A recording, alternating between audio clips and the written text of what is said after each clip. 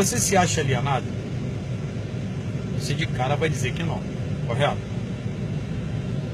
Mas você sabe que hoje o Brasil enfrenta a maior crise política, corrupta e econômica de todos os tempos da história da humanidade? Desde que o mundo é mundo, nenhum caso de corrupção foi tão extremo quanto o que nós enfrentamos hoje.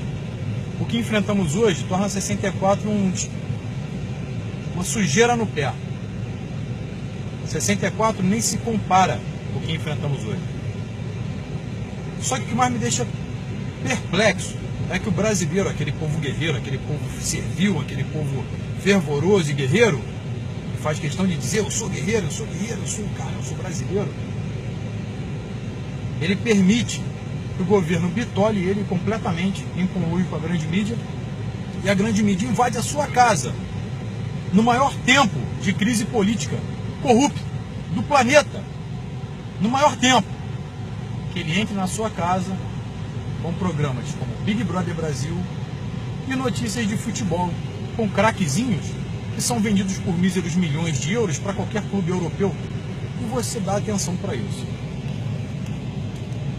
São nomes políticos de famílias importantes, de empresários importantes, citados constantemente, sem parar, em vários processos que estão em pilhas no Supremo Tribunal Federal, que não são julgados por causa de foro privilegiado. Essas pessoas são imunes às leis. Essas pessoas não enfrentam as leis como um cidadão comum.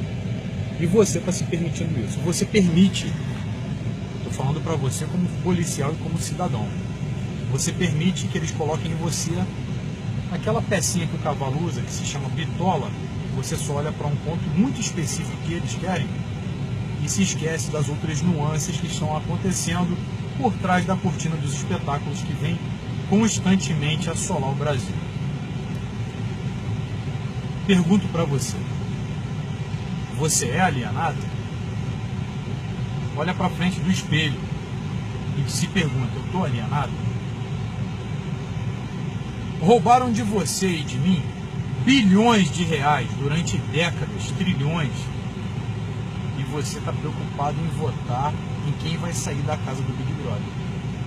Você está preocupado se o seu craque vai jogar no Flamengo ou no Vasco, se ele vai para o Real Madrid ou se vai ficar aqui no Brasil desempregado, ou se ele vai esquartejar uma menina, vai dar para cachorro comer e vai ser solto e voltar a ser craque. É isso que você está preocupado. Ou se vai ter um feriado prolongado como o Carnaval mais uma vez no ano. E quando 2018 chegar, que as eleições se derem, você vai estar preocupado se o cara vai te dar um churrasco no seu bar preferido, se ele vai te dar uma calçada, se ele vai te dar sacos de cimento para você fazer aquele puxadinho na sua casa, ou se ele vai internar o amigo do vizinho que você pediu por influência política. Ao invés de você querer isso como um todo e atender a toda a sociedade e todos os seus iguais, você permite que a corrupção bata as suas portas todos os dias e você nada faz. E depois, no final de tudo, você fala: eu odeio política. Quando você nem sabe o que é política, você confunde política com politicagem e pensa realmente que a política é isso tudo que aparece hoje nas televisões, que estão dentro da sua casa, que ele cita 50 nomes e você está só preocupado com o nome do Big Brother, que eu nem sei os nomes dos integrantes, porque realmente é um programa muito fútil e eu me sentiria um legume se eu estivesse assistindo aquilo. Enfim, se pergunte, de frente para o espelho e fala: eu sou alienado? Eu pergunto para você: você é alienado? Eu te respondo a minha: eu não sou alienado. Eu sou uma pessoa que briga muito pela nossa pátria, pelo nosso país, pela nossa nação. Embora muitas vezes me sinto sozinho, com tão poucos outros que fazem o mesmo, mas se a gente não acordar, se a gente não se levantar e se a gente não destruir esse sistema, bota na tua cabeça: todo sistema é cruel, todo sistema é ruim e todo sistema é perverso. Ele não vê o seu lado, ele só vê o enriquecimento próprio de um grupo muito seleto de pessoas muito influentes, tanto na política como no empresariado. Enfim, eu nem deveria estar falando muito isso, que isso é um assunto muito delicado e na verdade até perigoso, mas enfim, acorde, dê valor ao seu voto. Quando você depositar lá um voto para alguém, você confiou demais nessa pessoa.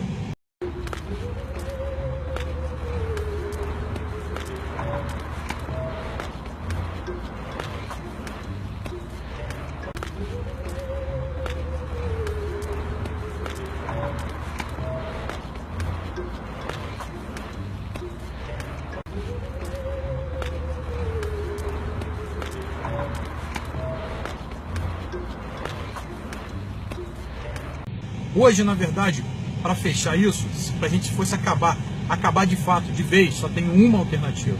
Se chama intervenção militar. Só que nem isso nós podemos, que só o presidente pode pedir. E com Michel Temer no poder, ele nunca pediria, ou então o presidente do Supremo. Eles se blindaram contra nós, porque eles sabem que isso acabaria imediatamente. Mas o brasileiro também pouco entende de intervenção militar. Se eu falasse intervenção militar, logo ele pensaria em ditadura, porque ele aprendeu na escola que aquilo foi ditadura, quando não foi. Não foi ditadura, foi um contragolpe ao comunismo. A história é muito mais profunda do que o livro do MEC te mostra. Não, quando eu falo MEC, tem algumas pessoas que confundem, o MEC não é editora, não é isso, mas ele escolhe o conteúdo que vai dentro do seu livro para o currículo escolar. Enfim, analise, pense, você é bitolado? Dá uma chance para você mesmo, eleja com consciência. Um abraço aí, gente, boa semana. Brasil, terra de gente bonita, de paisagens deslumbrantes, de riquezas naturais, chão em que se plantando tudo dá, país do futuro. Nos últimos anos, não foram poucas as propagandas e os discursos em palanques que nos avisaram que uma nova nação estava em formação, erradicando a pobreza, combatendo nossas mazelas sociais, proporcionando dignidade aos mais pobres. Só havia um problema: nada disso era real. Longe do marketing político, nós atravessamos uma década de bônus demográfico e aumento no preço geral das commodities, crescendo menos do que o mundo como um todo, estacionados onde sempre estivemos, miseravelmente pobres. Agora é a hora de calcular o saldo da década perdida e entender de vez onde estamos. Você talvez não faça a menor ideia disso, mas a previsão é que mais de 20 milhões de brasileiros, quase uma Austrália, estejam vivendo com uma renda domiciliar per capita inferior à linha da pobreza até o final desse ano, ou seja, ganhando menos de R$ 140 por mês.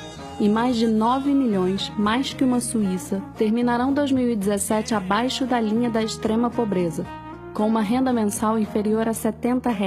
Quase metade dos brasileiros sobrevive com até um salário mínimo. No Nordeste, esse número alcança incríveis 68%. O cenário é desolador. 1 em cada 4 brasileiros é hoje dependente do Bolsa Família. Em estados mais pobres, como o Maranhão, esse percentual alcança metade da população. 27,2% dos maranhenses, aliás, sobrevivem com até 1/4 do salário mínimo. E renda não é o nosso único problema. Nós também somos pobres em outro quesito importante: educação. Acredite, é muito pior do que você imagina. Se nós somarmos a população do Uruguai, da Nova Zelândia e da Irlanda, não alcançaremos o número de analfabetos que temos no Brasil. No total, 50 milhões de brasileiros são analfabetos ou semiletrados. Se nós reuníssemos todos eles e formássemos um país, a Analfabetolândia, ele seria o 28º mais populoso do mundo, mais populoso que a Argentina. E não se engane, dos que leem, quase ninguém lê de verdade. Um número assustador de 30% dos brasileiros afirmam nunca ter adquirido um único livro em toda a vida. Nem os nossos professores leem. Segundo o Ibope, quando questionados sobre o título do último livro lido, metade simplesmente respondeu nenhum e 22% citaram a Bíblia. Fora da escola, a pobreza é um estado de espírito contagiante em cada aspecto da forma como organizamos a nossa vida. Mais de 35 milhões de brasileiros não possuem acesso sequer ao abastecimento de água tratada. É como se houvesse um Canadá inteiro sem uma mísera torneira jorrando água dentro de casa. É o caos. Quase 100 milhões de brasileiros, mais que uma Alemanha, sem acesso à coleta de esgoto. Outros 17 milhões, uma Holanda, sem acesso à coleta de lixo. E ainda mais 4 milhões, uma Nova Zelândia sem um único banheiro em casa. A culpa por toda essa mazela é difícil de apontar num vídeo curto como esse, mas há um bom indicativo para a origem do problema: nossa capacidade de depositar tanta esperança e dinheiro na classe política. Quase a metade do que ganhamos vai parar no bolso deles. Segundo um estudo do International Institute for Management Development, publicado no ano passado, o Estado brasileiro é literalmente o pior do mundo. Nós temos o judiciário mais caro do Ocidente, o sistema de saúde público mais ineficiente do planeta e o segundo congresso mais oneroso de que se tem notícia. Não bastasse, somos também o país que oferece o menor retorno de impostos ao cidadão. Ou seja, nós não apenas entregamos muito dinheiro na mão de figuras deploráveis, nós também não recebemos quase nada por isso. Ou melhor, recebemos muita burocracia. O Brasil é atualmente a economia mais fechada do G20, o 10º país mais complexo do mundo para fazer negócios, o líder no ranking global de encargos trabalhistas e de burocracia fiscal e o 5º menos competitivo do planeta. Em outras palavras, nós abraçamos os que prometem e condenamos os que produzem. O resultado é inevitável: subdesenvolvimento crônico. Nós somos bons nisso. Desigualdade, violência urbana, prostituição infantil, trabalho escravo, pobreza. Muita pobreza.